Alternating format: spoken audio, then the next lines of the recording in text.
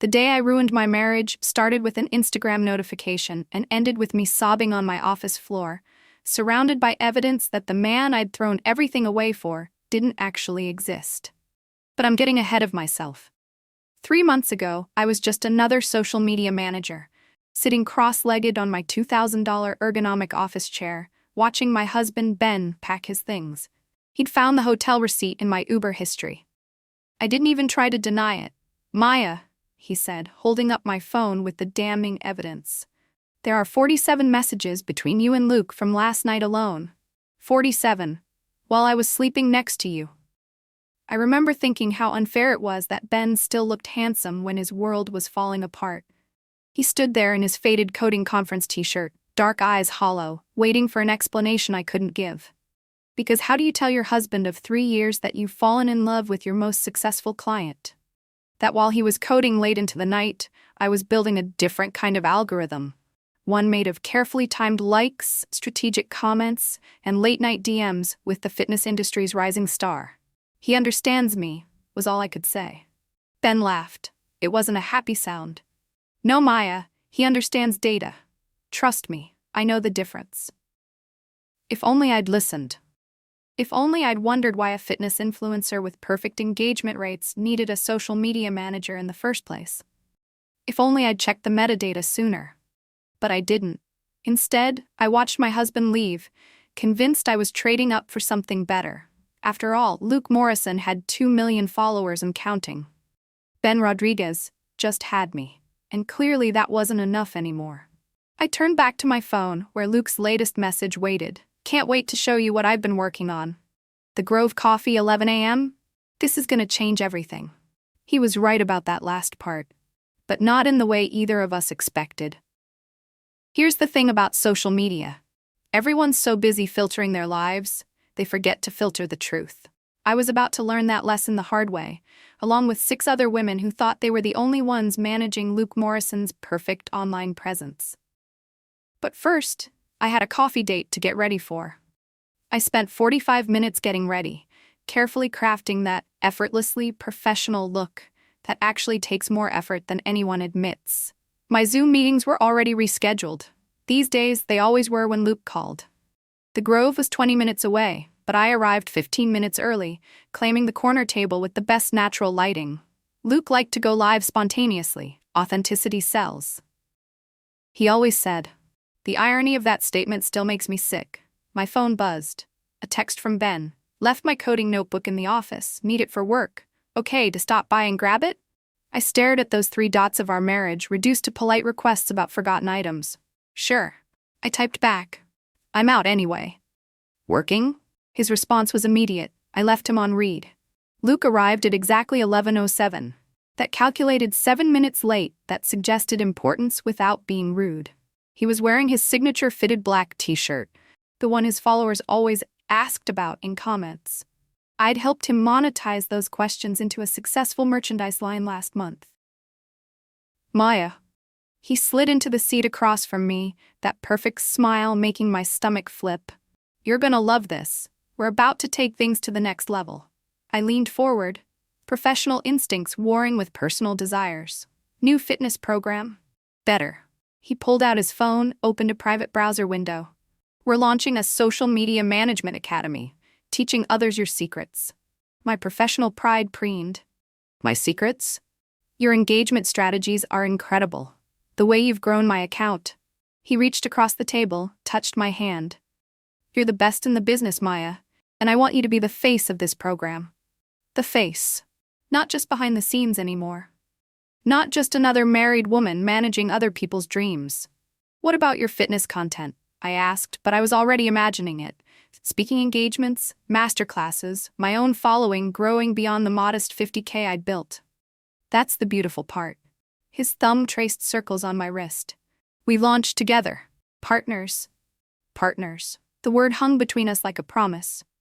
"I'd need to restructure my other client contracts," I said, already mentally composing emails. "And there's the issue of..." "Ben?" Luke's smile didn't quite reach his eyes. "Maya, we both know that's been over for a while." Had it? When exactly had my marriage become something to work around rather than work on? I'll need to see the program details, I said, pulling my hand back slightly, clinging to professionalism like a life raft. Check your email. I sent everything this morning, including... He paused for effect. The hotel reservation for next week's planning retreat in Vancouver. My phone chose that moment to light up with a notification. Not from Luke. From an account I'd never seen before, @TruthAboutLukeMorrison. The profile picture was a screenshot of what looked like banking records. Ignore that, Luke said quickly. Too quickly. Probably just another troll. I opened it anyway, and that's when everything started to unravel. The first red flag should have been how quickly Luke reached for my phone, but I was faster, angling the screen away from him as I opened the profile. The most recent post was a screen recording of someone scrolling through an analytics dashboard. My company's analytics dashboard. Except these weren't the numbers I was familiar with. These showed multiple accounts, all with eerily similar engagement patterns, all managed by different women across the country. Maya. Luke's voice had lost its smooth edge. Don't. But I was already clicking through to the next post. A grid of profile pictures, all fitness influencers, all with the same perfect engagement rates, all using variations of Luke's content strategy, all being managed by women who... My stomach lurched. How many are there? I whispered. It's not what you think. He reached for my hand again, but I pulled back. The Luke Morrison I knew would have handled this better. Would have been smoother. Unless... Show me your analytics app, I said. The one on your phone. Maya, come on. We have bigger things to discuss. The academy. Show me. His hesitation told me everything. With shaking fingers, I opened my own analytics platform, the one I use to track all my clients' accounts. But this time, instead of looking at surface metrics, I dug deeper. The timestamps were wrong, the geotags didn't match, and the content, God, how had I not seen it? The lighting inconsistencies, the subtle repetition in backgrounds, the way his live streams never showed real-time interaction. The photos, I said, my voice hollow. Who is actually in them? Luke's perfect smile cracked just slightly.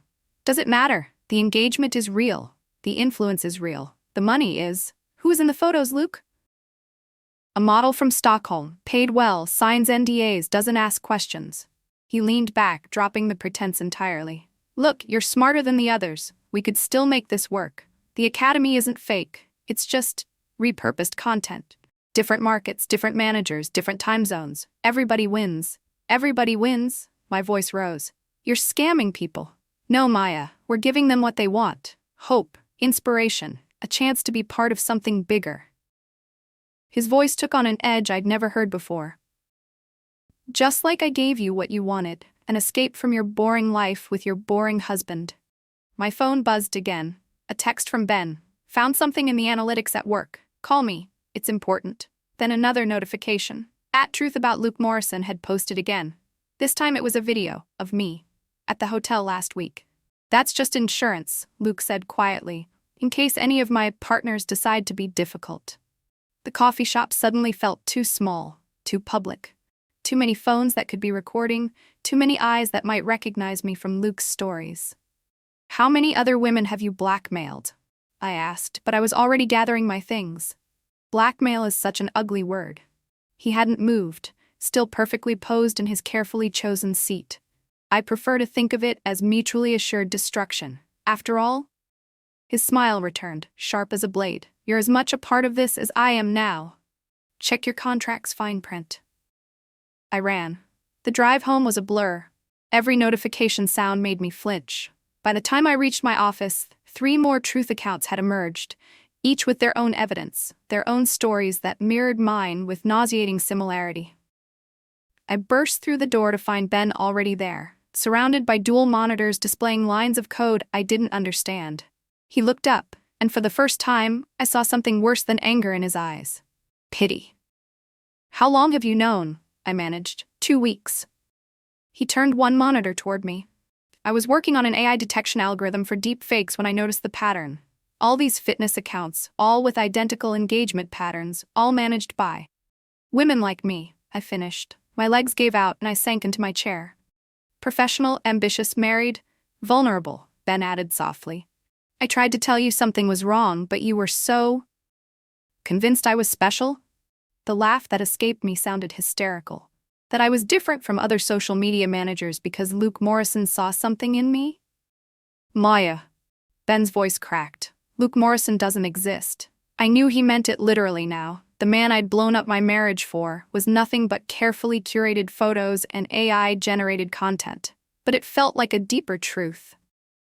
The whole thing, the late-night messages, the secret meetings, the promises of partnership, had been a carefully constructed illusion. My phone buzzed again. A message from a number I didn't recognize. Welcome to the Survivors Group. We're meeting tonight. You're not alone. Then another message from Luke's account. Think carefully about your next move. Remember Vancouver? He's threatening me, I whispered. Ben was already typing. Not for long. Your analytics platform keeps backup logs. If we can. We? I looked up sharply. Why are you helping me? He paused, fingers hovering over the keyboard. Because despite everything, I don't want to see your career destroyed. And because. He took a deep breath. Someone needs to stop him from doing this to anyone else. The irony wasn't lost on me. My husband, who I'd dismissed as boring and unambitious, was now my only hope at salvaging anything from this wreckage. My computer pinged. An email from Luke. Final chance. Delete the truth accounts, and we proceed with the academy. Think about your reputation. As if on cue, my phone lit up with notifications. My follower count was dropping. Comments were appearing on my posts. Questions, accusations, snake emojis. Ben, I said quietly, I need to show you everything. Every message, every meeting, everything. He nodded, pulling up a blank document. Start from the beginning.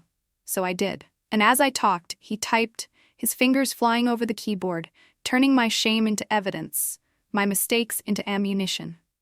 Outside my office window, the sun was setting on my career as I knew it. But maybe, just maybe, something true could rise from these artificial ashes.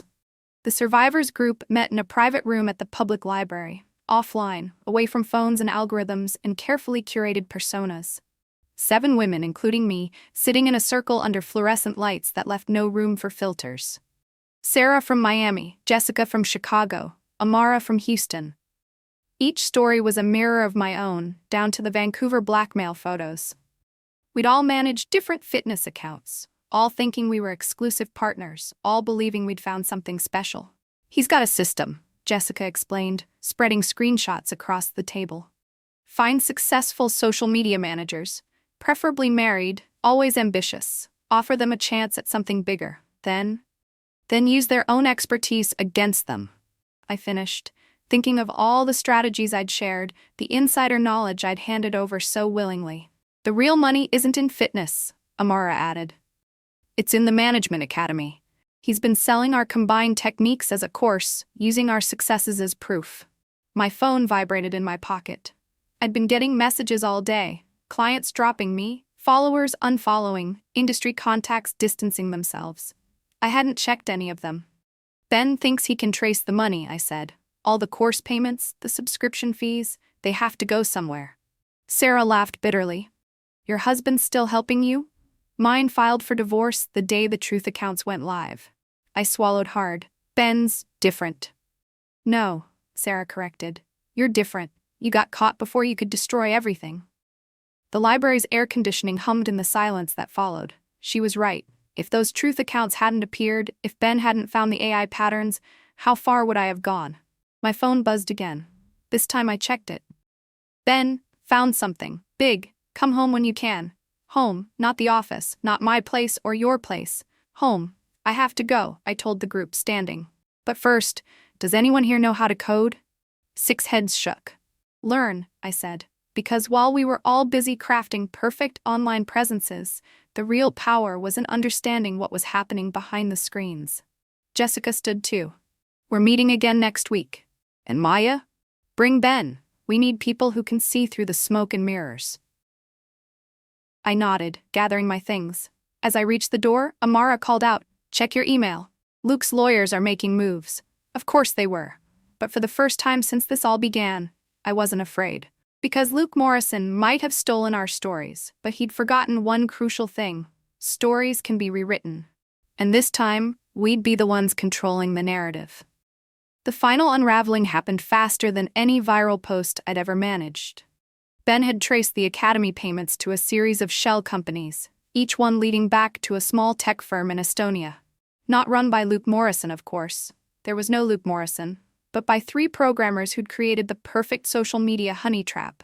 I sat in our home office, watching Ben present the evidence to a Zoom full of FBI cybercrime agents.